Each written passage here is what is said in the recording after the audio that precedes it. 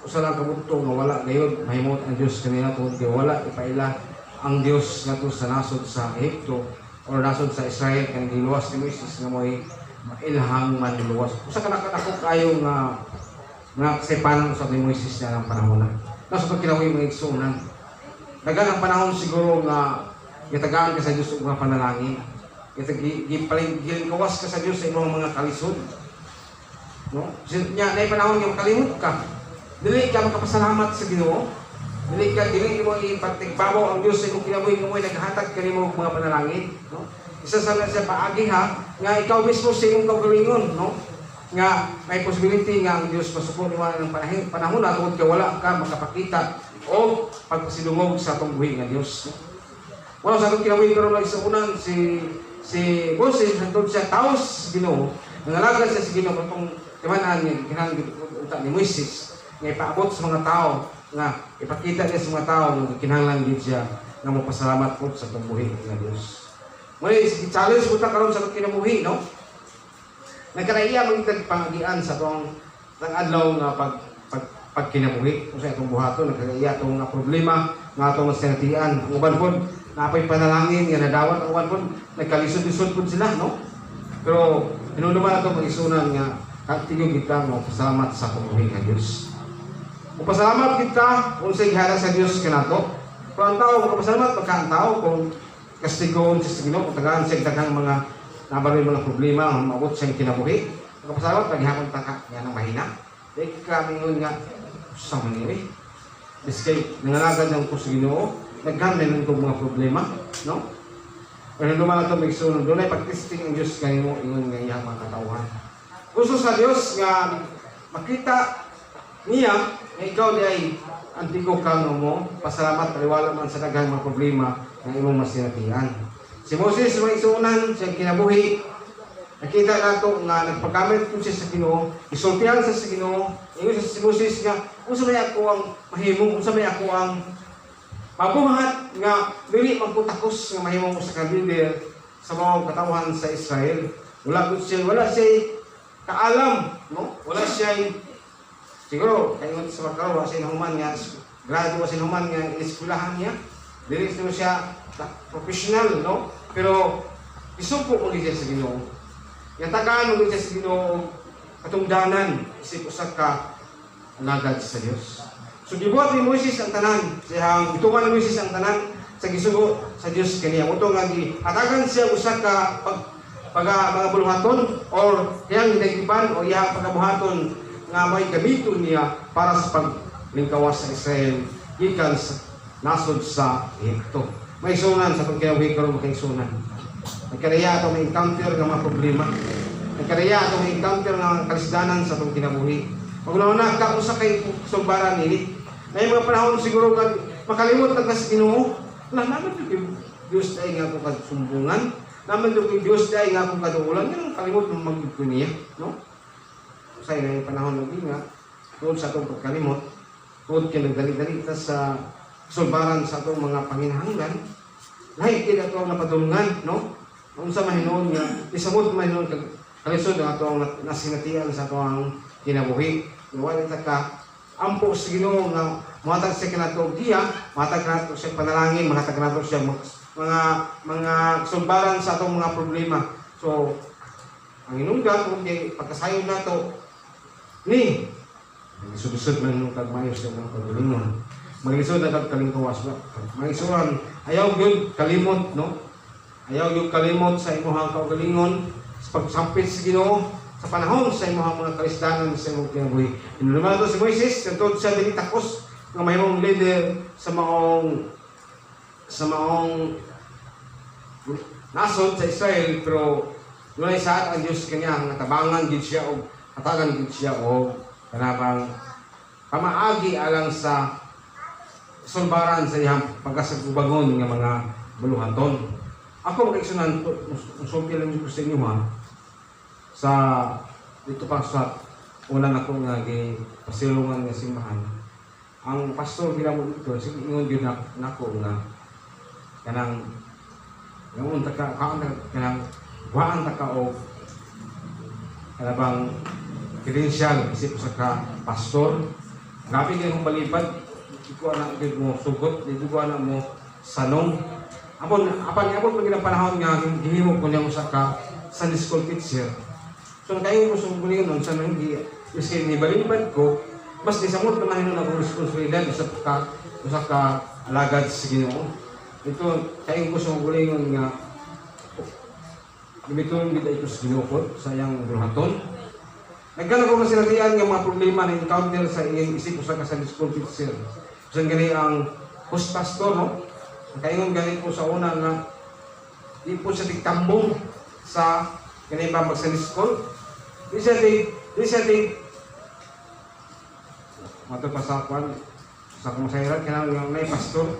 Matubang din siya diha sa maagit siya diha sa congregation nga mo tanaw o mo tambong kay siguro na mga problema gawa pasabti sa mga kaisunan o diya ba sa host nagalaw sa school at is na siya, no?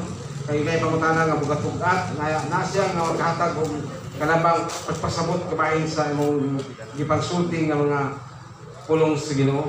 Huwag isip ko kubantay, nagsaragit siya mo na diya sa tubangan sa garang digit siya mo tamban ato sa iyang panimalay magpabilin. Dito na siya daw po sa minaw po sa dito. Pero kayo mo sa galingon nga, ay, ilay siya. No? Ang klasik nga, dili siya magtagat kung sa ang yung ipasabot nga to siya mga katawhan, siya mga sakop, aron nga mahatagan niya gandag siyang mga munang-munang. Pero kini si David magaisunan, or kini si Moses, nakita ni mo nga siyang, kita kasasalidan ni Moses, no? Siyang kinabuhi, yung siya ka leader sa mga Israelitas. Na yung mga panahon nga masuko siya. Instead ng nga, ang gamiton sa Ginoo, ang sulti kaniya, Moses, ikaw ralit kang mo, anak sa bato, mo pindot lang. Pero kung sa kasuko ni Moses kaya mga tao malagi, labihan ang pagkabadungon. Yang gihampak nila maayo ang bato dito. Basta, noon, niawas mo ang tubig, pero ano na dili maayo ang epekto nitong panahon na. Wala sa itong kukulingon makaisunan, kung mga lagat ka sa Ginoo, kung mahimo, i-apply ginato ang pagkapasensyoso, no?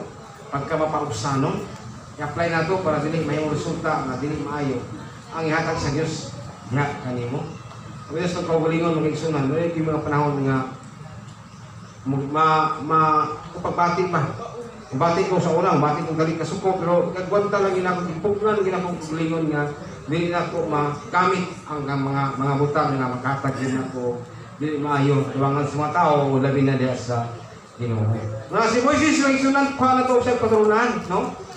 Katagaan siya sa Ginoo, mga ginagiban, para sa pagsukol o sa pagpakita nga ang Diyos milagroso kayo siya kinabuhi ko nga gitagaan sa taas Ginoo nga mahimong magdumalas siya maghimo sa leader sa Israelitas, no? Muna nga sa panahon ni Moses, dunay gipabot sa Dios kaniya nga king usa ka sungkod, no? Nga gigamit nga mahimpitin niya nga mahimo nga bitin, no? Para nato nga si Moises sa diha nga nangasi sungkod yang gigamit kini para sa pagpakita nato sa mga tao nga ang Dios nga ilang diyang gialagaran gamhanan kayo, no? Motong nga butang niya sa yuta ang mga sungkod kung nahitabo na nahimo siya nga bitin, no? So ipakita ni Moses ang pagkagamhanan sa Ginoo, no? Kumita na sa itong kinabuhi ng kaigsuunan. Yun ay mga panahon nga pagkalimutan sa Ginoo. Magresulta sa pagkamit sa ngalan sa Ginoo, no? Imbes kay litok tagalan sa Ginoo, lahat itong mga pangalan ng mga litok, no? Matayan sa nato ng kaigsuunan, kaya magkasalamat na niya na. Nagkaroon tayong malitok ng mga ngalan, no?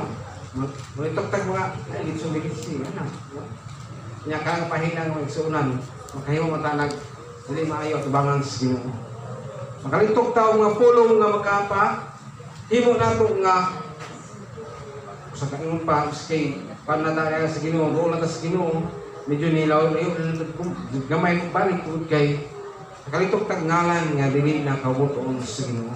Wala itong matayan sa itong kinabuhi ng kaigsuunan. Kaya si Moises ay kaugalingon sa diha nga nagabuhat siya sa laot at tubangan sa Ginoo, medyo nilahim doon ang iyang leadership diha sa iyang mga siyang nasod ng iyang gidumalahan. Pero naibalik sa ito kay si Moises naman sa pagka-mapaubsanon ng tubangan sa Ginoo. I-apply din natin yung pagka-mapaubsanon sa gihapon para nga mahimo nga atong kinabuhi, mahimo gid nga mahimot ang sa Dios. Kaduha makaigsunan si David, no? Ngayon naman si David makaigsunan. So siya batanon pa nitong panahon, bata pa siya nitong panahon na. Ngayon nga ipungutanan siya sa Ginoo. David, unsa may naa sa imong kamot, no? So matingalat nga si David, bata pa siya, wala pa siya saktong pangunahon, pero nakita sa Dios nga kini si David mahimo siya nga mahimo siya nga sulugoon o magbubuhat sa buluhaton sa Ginoo. Ito ningon ang pulong sa Ginoo nga yes, sa 1 Samuel, no? Kung naman yung bilang suratan, parang ito sa 1 Samuel. 1 Samuel 17 from 31 to 51. Ako kining taas kining verse, pero silang, no? Sa 1 Samuel chapter 17, masugod to sa 31 to 51. Kung basahon nini sa 31,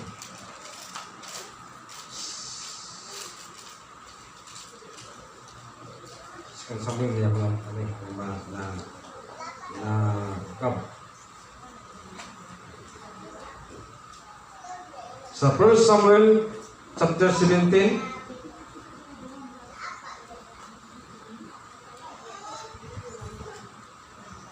kung sa isulti niya sa verse 31, so ganito ang 31 mga igsunan, ato lang siyang paningkamutan na ito, mga taga na ito niya pagtagad, no? O isang galing. Ang 31 naging siya din, human makabati ang mga tao sa gisulti ni David, gitaho nila kinikang Saul, o gipakuha ni Saul si David. Si Saul, ingnan si David, dili ka ang ngay mabalaka, kay kining imong sulugon mo ay makigsangka ni Kristiyano, no? Grabe kayo ang sinatian sa mga panahon sa nasod sa Israel tungod kay adunay kaaway niya nga Kristiyano nga impihang kadako nga mao si Goliath, no? Nanang panahon na kung tanaw na to ang kinabuhi ni David, usa lang siya kabatanon nga gamay pa siya tanawon sa mga tao nga mga higanti. Nakita na to si David magigsunan sa kabatanon nga aduna siya taas nga panglandaw po, bitaw sa mga butang ng Espirituhanon. Niya, gisugod sa Ginoo, gamit siya sa Ginoo, aron may sangka pagyud ni Goliath, kay labihan kayo kadako, kayo pa sa gibutang siya sa kahiganti, no? Kanang nga punto kay sunan, kung ikaw mismo sa imong kagalingon, mabati yung kahadlok sa imong kagalingon, labi na kung ikaw mismo sa imong kagalingon karon natukang nga wala kay problema nga dagko, kung nakisirabi di ka dagko ay nga problema sa imong kinabuhi. Nya waka kasayod mo sa imong angay buhaton kung kay ka problema nga naabot sa imong kinabuhi bukat, gid kayo, no? Kung si David magigsunan usa siya kapatanon, bata pa siya, usa may anak kaniya, mo nang ipangutanan sa Ginoo, David, what is that in thine hand, no? Kung sa anak sa imong kamot, no? Simple lang kayo utubag ni David. Lambuyo ko ang bato nga may gamiton niya alang sa pagkikaaway kang Goliath, no? Mismo si David kitagaan ni Goliath o kitagaan ni Saul o mga hinagiban sa pagkikaaway kang Goliath, wala si David mudawat. Wala si David makiksunob sa nung hinagiban nga gamiton niya sa pagkikaaway kang Goliath tungod sa kalaghan bukat pagkikaayo niya pang dagkong tao yun, no? Mula ito panahon na lingon si David ka kinalagin taon kung gamiton kinila taon ng buyog nga din ang bala din nga bato nga lima ka buok nya lingin ng noon gagmay hamis way gamiton na kundi alam sa pagkikaaway kang Goliath mismo sa atong paglingon makaigsunan, no? Mula mga panahon siguro nga gusto tang ngay mga panahon nga ang ngayon naman makikaawayan ang mga problema nga sinabi mo sa mga kinabuhi. Kaya na ito ang mga ay patuloy na ito ganina, no? Kasi itong angay buhaton, no? Labi na kung na kay mga kaaway, nakikaaway ka sa imong pagkabuhaton, kasi loon ba mo siya dayon? O, halakan ba dayon mo sa palapyo ng mga panahon, ni Imuniana nga pagkitabo sa imong kinabuhi, no? Maglibog ka, tungkol kay tapanin mo ang kanagot, tapanin mo ang mga satian mo nga dili maayo para sa mga kaugalingon, no? So si David magigsunan,